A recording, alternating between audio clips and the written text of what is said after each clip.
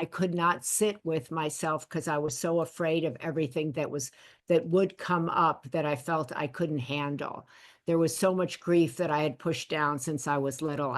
My example of dealing with grief was my mother, who just Mm, kept working and going out into the world and never spoke about anything that was hard for her. And so I thought that I would go through my life with the exact same pattern. And mm, I realized if I want to survive, I've got to break that pattern. And so I learned to meditate. I learned to sit quietly. I learned to just start writing and tap into my creativity, which I had never really thought of myself as creative. I thought of myself as hard driving and reporter. mm, And mhm, then I allowed a creative version of myself to start speaking. And these poems started coming up, and they introduced me to a different version of myself that I had buried, which was gentler, more creative, more artistic. I They introduced me to someone who could look out the window and write a poem about a tree. Instead of thinking about, interviewing a president, I could look out the mhm, window and sit quietly and think about, what did that tree have in common with me? Did I have mm, roots? How many people was I holding up on my branches? Where was I swaying? What was going to knock me over? Or could I stand strong and carry mm, on? And so I started to look at things like that as my mind started to open up. And, Diego, this Joan Didion, who's I'm a big fan of, mm, she has this great quote that said, I wrote to make sense of my life. I mm, wrote to try to understand what, in fact, I was thinking. I didn't know until I was able to write it down on a paper. And I'm a bit like that. So my writing helped me make sense of my pain. It helped mm, me make sense of my heartbreak. It helped me write out a path of healing. It gave me a destination, which was home.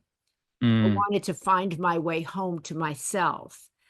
What did that look like? What would that feel like? But it gave me a northern star, so to speak, and that's what I'm kind of excited about, because I think we all need some kind of visual path.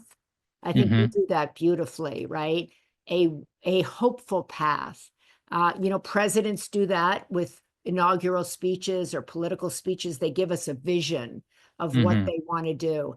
And I was, in my own way, trying to give myself a vision mm. for where I wanted to go, and my writing helped me get there. That is so powerful. And it's interesting because I like hearing more about your mom and how she really focused externally and how she worked so Yeah. hard. Because when I see you, right, like, I'll see your, the things that you're up to on your Instagram, and like, next thing I know, you're at the White House. Next thing I know, you're in New York City. Then back Yeah. in California, and you're helping so many people. Alzheimer's, women's health. You're on the go, but whenever we're in contact with each other, I can tell that the healing journey you went through, I feel like whenever I'm near you, you're inviting me into your joy. And Mhm. that, to me, it's so powerful that you're still so active, but like, you don't treat people with stress. You're just like, here's my joy. Come join me in this joy. And I Well, think it's what I powerful. love about being in connection with you is that I'm somebody who longs for connection. Mm, I don't, even though I may be out in the world doing that, I much prefer sitting around the dinner table like we did, right? mhm, Talking, connecting. That's what I was like, wow, this is what I've been searching for. I didn't yeah. know that. I thought I was supposed to publish a best-selling book or win an Emmy, and that would make me feel the way that I felt being in connection with other human beings. Yeah. And that, Yeah. that That's was really a powerful. shock to me. So I read, so I was reading your book. The one poem hit me hard, and I resonated with it so deeply. I want to read it for us, Okay.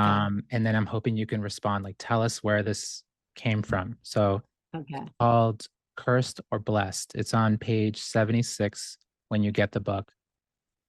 Cursed or blessed. which one are you? The time will come when you'll have to decide. Decide which one are you? Are you like me, who always felt the weight of the curse, the shame of being? Or are you one of those people who walk through life like it's a gift, who smile and say good day? These people can't really be that free, that simple, that blessed, or can they? I, this one just hit me so hard, but please, like, yeah, What? where did Tell this me, why inspiration did it come hit? from? Why did it hit you so hard? I think because, even though you and I grew up in different ways, like we've experienced hardship and struggle. And I think there were so many times where, growing up with so much difficulty, it felt like a curse. It's like, why is it like this? And I think at some point when I got to my early 20s, I realized I had a choice. I was like, am I Mm. going to just keep wallowing in self pity, or am I going to try to make the best of this situation and try to open up a new chapter? I love that. And I think that's what I learned much later in life and older than you, is that we have so much power over our ability to chart our own course, to decide, are we victims? Are we the master of our own path? Do we want to see our life as a blessing? Do we want to come at it from a place of gratitude? Do we want to heal ourselves and move ourselves forward and be able to stand in the light and see ourselves as a light? Right? Hmm. Or do we want to be people who are 50 blaming our parents and angry and, churned up? And that's not to say to people who have difficulties with whether it's a former spouse or a parent who went through terrible things. I get it. And yet those things weigh on us and take us out, right? So often they don't take the other person out, they take us out. And at some point I had to decide for myself, like, what kind of life do I want to live? What kind of Hmm. voice do I want to have? What kind of journey do I want to present to the world?